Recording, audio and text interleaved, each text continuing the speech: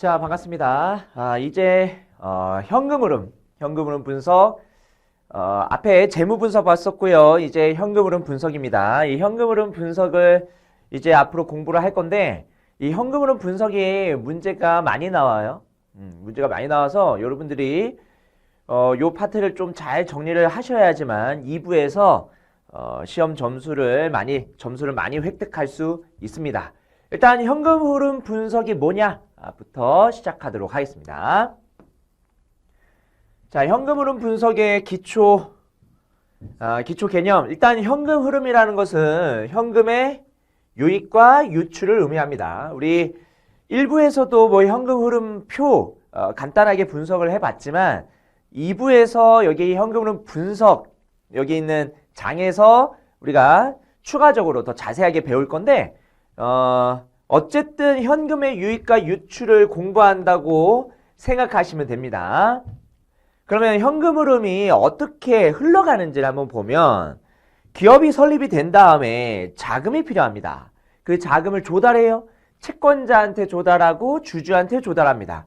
조달한 다음에 그것을 어떻게 운용하는지, 공장 짓고 기계장치 사고 돈 나가고요. 그 다음에 그 공장으로부터 물건 만들어서 팔고 돈 들어오고요. 이것도 현금 유입이죠. 이러한 일련의 과정들, 자금의 조달과 운용을 하면서 발생하는 일련의 기업의 활동들, 그 안에서 현금의 유입과 유출이 있는 겁니다. 근데 여기서 추가적으로 기업이 돈을 벌잖아요. 그럼 번 돈을 가지고 이제 뭐 합니까? 임직원들 월급 주는 거 빼고 이제 채권자랑 주주한테 다시 분배를 해줘야겠죠. 번 돈에 대해서. 그걸 약속하고 돈을 조달한 거니까요. 채권자랑 주주한테. 거기까지 일련의 현금 흐름을 보셔야 돼요. 자, 그래서 조달, 운용 이런 것들을 검토해서 그 현금 흐름의 건정성 여부라는 것은 제대로 잘 굴러가고 있냐 이거를 묻는 거고요. 그리고 예측, 앞으로 어떻게 될 거냐, 이 기업이 앞으로 잘 운영이 될 거냐, 이런 것들을 한번 보는 거죠. 그러니까 현금 흐름을 통해서 그 기업에 대해 좀 더 상세하게 분석을 한다 보시면 되겠습니다. 앞에서 재무 분석에서는요, 현금 흐름보다는 재무제표, 손익계산서, 요 재무상태와 재무상태표와 손익계산서, 재무상태와 경영성과 측면에서 봤는데, 실질적으로 얘네들은 발생주의 관점에서 기록한 것들이잖아요. 발생주의 관점에서 기록하는 이유는 우리 일부에서 상세하게 설명드렸으니까 그거는 차치하고, 그 발생주의 관점에서도 분석하는 게 나름 의미가 있겠지만 현금 흐름 측면에서 분석하는 것도 굉장히 큰 의미가 있겠다. 그래서 현금 흐름 분석을 공부한다고 생각하시면 되겠습니다. 자, 그 현금 흐름을 통해서 기업의 지급 능력을 좀 더 상세하게 분석할 거예요. 유동성.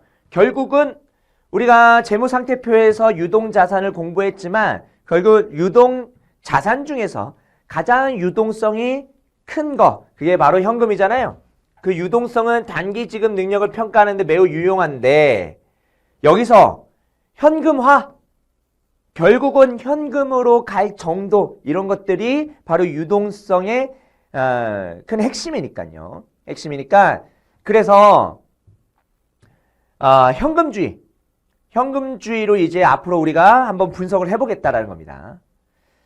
현금을 제외한 나머지 유동자산은 현금화에 확실성 문제가 존재한다. 그리고 이자보상 비율이 영업이익 나누기 뭡니까? 이자 비용이죠. 자, 기업의 지급 능력을 평가하는 하나의 지표입니다. 그런데 영업이익, 감가상각 방법에 따라서 달라질 수 있고, 실제로 외상 매출, 현금은 들어오지 않았는데 매출이 발생하는 경우, 이런 것들이 다 포함되잖아요. 이자 비용도 마찬가지죠. 미지급 이자, 이런 것들이 있으면은 이자 비용은 발생을 했는데 돈은 아직 지불하지 않은 이런 여러 가지 것들이 발생주의 하에서 나오기 때문에 실질적으로 확실하게 내가 이자 지급을 줄 수 있는지 그거에 대한 지표로 확인하기는 조금은 부족하다라는 겁니다. 그래서 단기적 관점에서 지급 능력을 분석할 때는 발생주의보다 현금주의가 좀 더 적합하다라는 투로 여러분들이 이해하시면 될 것 같고요. 우리가 앞에서도 재무 분석에서도 얘를 영업이익보다 좀 더 현금 흐름 측면에서 나타날 수 있는 영업이익은 뭐냐 해서 요 영업이익 대신에 뭘 쓰기도 했었냐면요. 에비타를 쓰기도 했었습니다. 에비타는 뭘 더한 겁니까? 감가상각비를 더한 거죠. 영업이익에서. 영업이익에서 감가상각비를 왜 더했어요? 더한 이유는 영업이익을 계산하는 과정에서 감가상각비를 차감했거든요. 근데 그 감가상각비는 현금 유출이 아닌 비용이에요. 그러면 현금 유출이 아닌 비용이니까 그 현금 유출이 아닌 비용을 없애버리는 차원에서 감가상각비를 뒤에 더하는 겁니다. 그럼 빼고 더하니까 감가상각비 부분은 생략이 되는 거죠. 그런 차원에서 영업 현금 흐름을 대략적으로 구한 값이 에비타였습니다.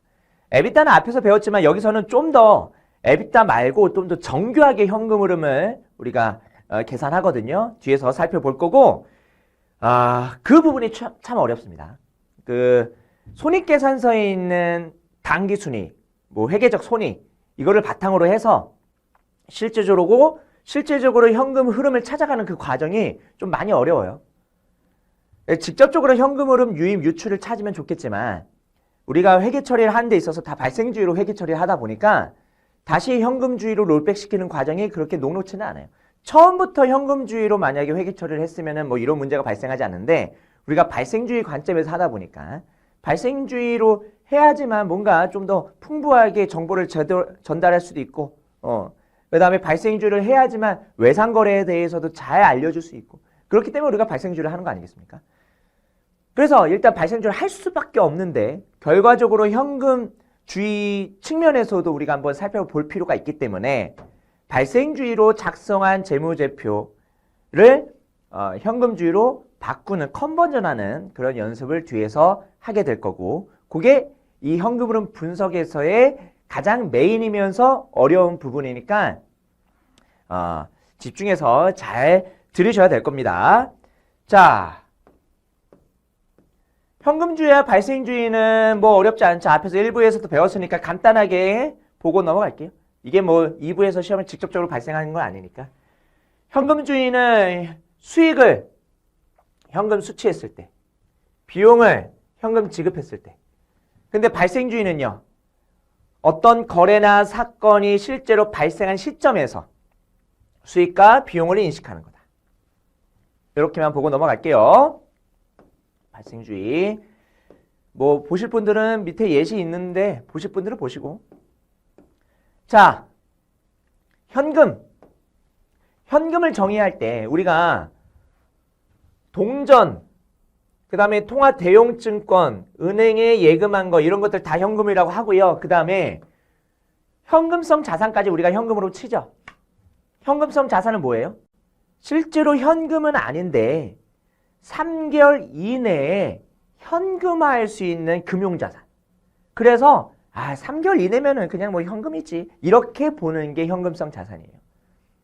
현금으로 보는 거죠. 그러니까 실제로 현금은 아니지만 현금으로 보는 거. 요것까지 포함을 시킵니다.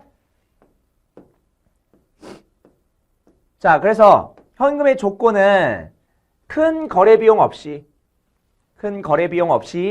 현금으로 전환이 용이하고 요게 유동성이죠. 그 다음에 이자율 변동에 따른 가치 변동이 작은 금융상품까지 포함을 시킵니다. 그래서 현금성 자산이라는 거.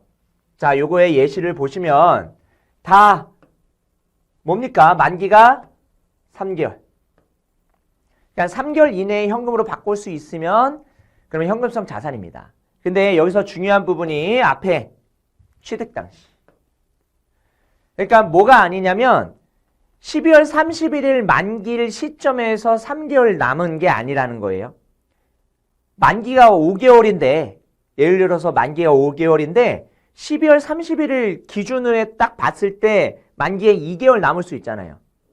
그럼 만기가 2개월 남았으니까 이거는 현금성 자산이다? 그렇게 보지는 않고 애초에 내가 요거를 요거를 취득했을 때, 이 금융자산을 취득했을 때 그때 3개월 이내면 그러면 현금성 자산으로 분류하겠다. 아시겠죠? 만기일 기준이 아니라 취득 당시 기준입니다. 그 다음에 순운전자본은 유동자산의 유동부채를 차감한 값이죠. 그렇죠? 그래서 보통은 유동자산이 더 크죠. 유동부채보다. 그래야지 뭐 기업이 굴러갈 거 아니겠습니까? 이 순운전자본은 이런 식으로도 해석할 수 있어요. 영업활동을 하면서 자연스럽게 발생하는 어떤 자산부채들. 매출채권, 재고자산 이런 것들이 영업활동을 하면서 자연스럽게 발생하는, 그리고 1년 이내로 생겨났다 없어졌다 생겨났다 없어졌다 하는 그런 안전자금의 성격을 가지고 있어요. 그래서 영업활동에 추가적으로 사용하거나 단기 차입금 상환에 이용할 수 있는 자금의 성격을 의미한다. 근데 주의해야 된다. 재고자산이나 매출채권이 상대적으로 많은 경우에는 순운전자본이 크게 나타나겠죠. 하지만 과연 얘가 유동성이 좋냐, 현금화할 수 있냐, 이거를 따져봤을 때는 실제로는 아닐 수 있다라는 거. 그래서 매출채권, 재고자산 이런 것들을 조심하자라는 게 현금흐름 분석에서의 취지라고 보시면 되고요.